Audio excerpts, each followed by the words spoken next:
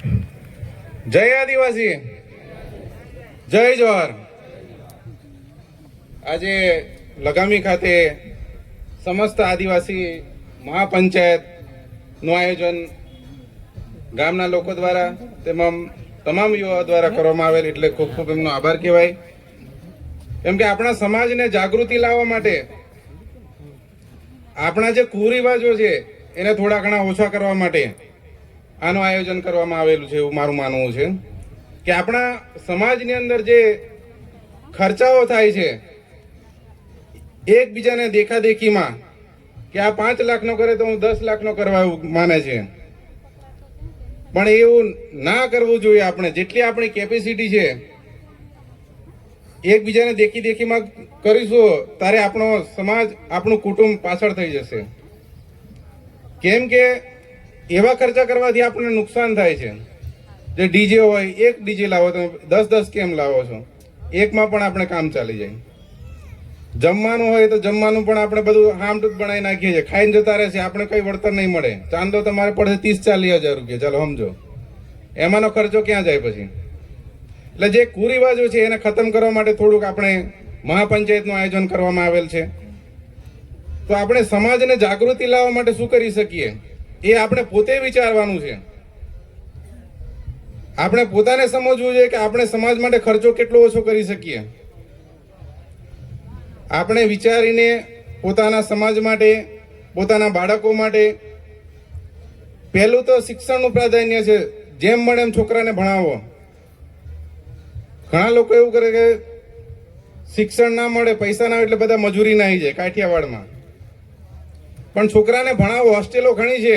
જો શિક્ષણ મળશે તો આપણો સમાજ પણ જાગૃત થશે, આપણો છોકરો પણ નોકરીએ મહેનત કરીને લાગી પણ જાય. આપણા આ વિસ્તારની અંદર ઘણા લોકો આર્મીમાં છે. આર્મીમાં પણ સારું છે.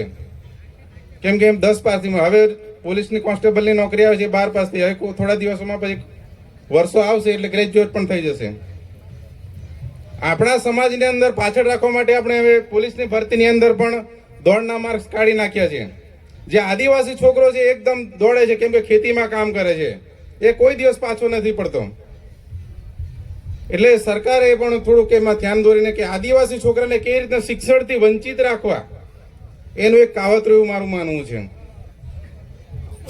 પણ એવું ના હોય તો આપણા છોકરાઓ આ હમણાંની ભરતીની અંદર 112 છોકરાઓ નોકરી લાગ્યા છે છોટાઉદેપુર જિલ્લાના.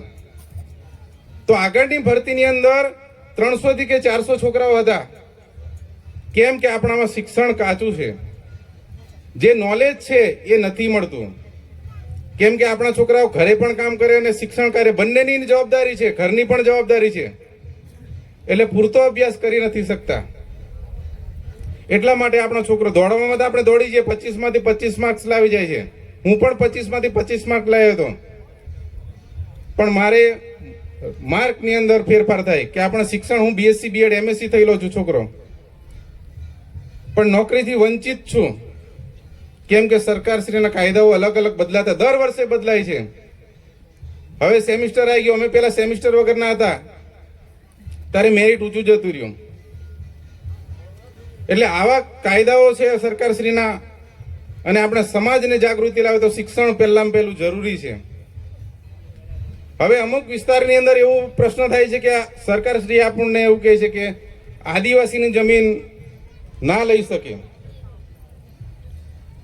પણ એવો કાયદાઓ હમણાં પેસા એક્ટમાં ગઈકાલે જ કઈ મીટિંગ થઈ, બધાએ ગ્રામ સભા યોજી. એમાં હેતુ શું હતો? તો આપણી જમીન કેવી રીતના હડપી શકે, પૈસાને કઈ રીતે ખતમ કરી શકીએ, એના માટેનું થોડુંક આયોજન હતું એમનું. એટલે ત્યાં વિડીયોગ્રાફી પણ થઈ, ફોટોગ્રાફી પણ થઈ અને ઠરાવ પણ કરવામાં આવ્યા. હવે જો આપણે ઠરાવ કરીને આપી દઈશું તો એની અંદર એવું કહેવામાં આવશે કે સરકારે અમને, જે પંચાયત છે એ અમને બાહેધરી આપી દીધી છે જમીન હડપવા કે કોઈ પણ રીતે. હમણાં 28 ગામોનું થયું છે આપણે, એ પણ છે. એમાં ઘણા લોકો આપણા સમાજને વેર વિખેરવાનું કામ કરે છે. એટલે આવું ના થાય એની સંપૂર્ણ જવાબદારી આપણો સમાજ રાખશે.